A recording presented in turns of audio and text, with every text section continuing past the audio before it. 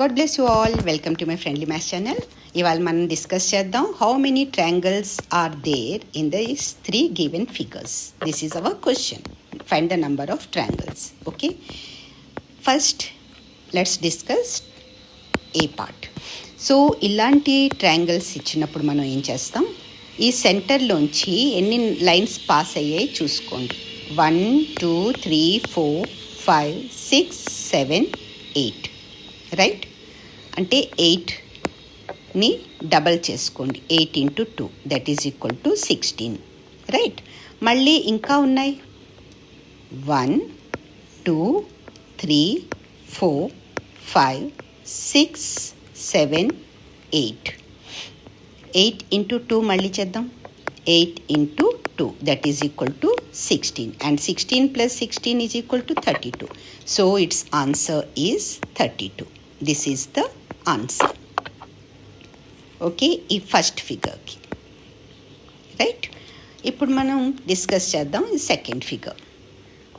ఈ సెకండ్ ఫిగర్లో ఇటువంటి ఫిగర్స్ ఇచ్చినప్పుడు ఏం చేస్తామంటే, ఈ బేస్ తీసుకోండి.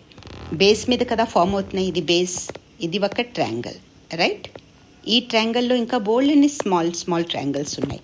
ఈ బేస్ మీద ఫస్ట్ మనం కౌంట్ చేసేసుకుందాం. 1 2 3 4 5 6 7 8 9 10 11 and 12 ట్రయాంగిల్స్ ఫామ్ అయ్యాయి బేస్ మీద. ఓకే, మనం ఏం చేసుకోవాలి, 1 + 2 + 3 + అలా 12 దాకా చేసుకోవాలి. కానీ కాంపిటేటివ్ ఎగ్జామ్స్లో ఇలా యాడ్ చేయడంలో టైం ఎక్కువ పడుతుంది కదా. ఇక్కడ మనకి ఫార్ములా ఏంటి వస్తుందంటే n into n + 1/2. ఓకే, ఈ ఫార్ములా అప్లై చేసేసుకుంటే మనం ఈజీగా, ఇది ఎందుకు మనం చేస్తాం, కన్సిక్యూటివ్ నంబర్స్, మీరు న్యాచురల్ నెంబర్స్ని యాడ్ చేసేటప్పుడు ఈ ఫార్ములా వస్తుంది.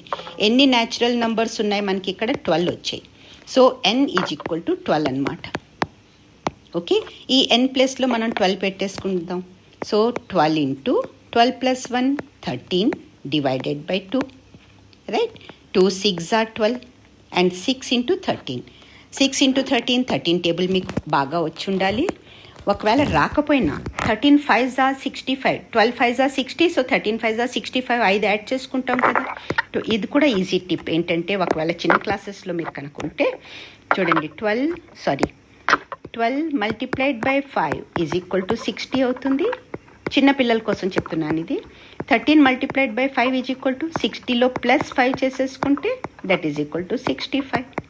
ఇక్కడ +1 వచ్చినప్పుడు ఇక్కడ ఏ నెంబర్ ఉందో అది ఇక్కడ ప్లస్ చేసుకుంటే టేబుల్ ఫామ్ అయిపోతుంది.